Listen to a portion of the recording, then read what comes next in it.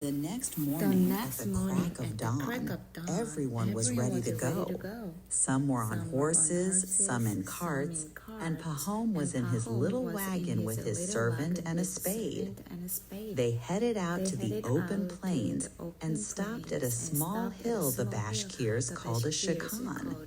The chief pointed out toward the horizon and said, "Look, everything you see is ours.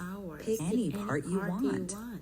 Pahom's eyes practically popped out of his head. The soil was rich, black, and perfectly flat, with grass growing waist-high in some spots. It was a farmer's dream. The chief took off his fox fur hat, dropped it on the ground, and said, "This is your starting line and your finish line. Whatever area you circle back to is yours."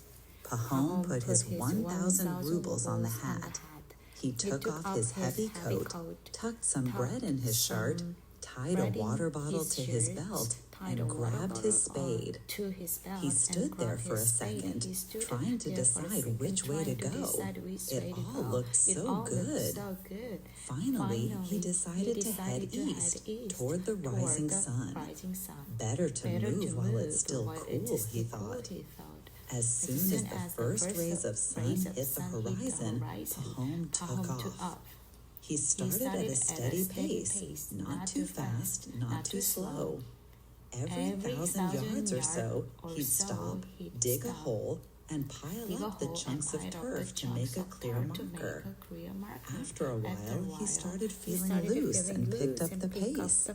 He looked back after about 3 miles. He could still see the people on the hill clearly. It was getting warmer, so he ditched his undershirt and kept going. Then he thought, why not take off my boots too? He sat down, took them off, and felt much lighter.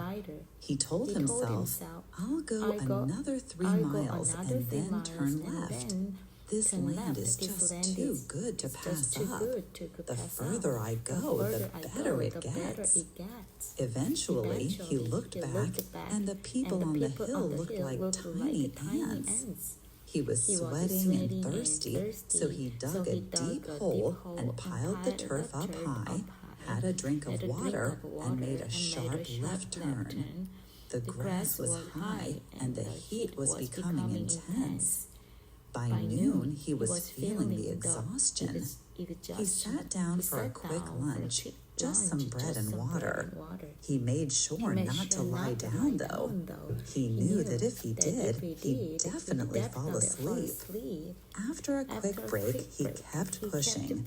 He told himself, a few hours of suffering for a lifetime of comfort. I can do this.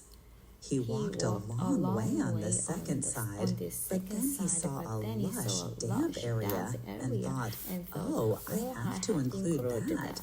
Flax would grow so well there. So he went even further out of his way just to grab that extra bit of land. When he finally turned for the third side, he looked at the sun and panicked. It was already halfway down the sky, and he hadn't even finished 2 miles of the third side. He was still 10 miles away from the finish line.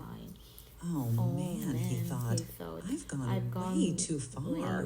My land is going to be all lopsided, but I have to hurry back in a straight line now, or I'll never make it. He hurriedly dug one last marker and started sprinting back toward the hill.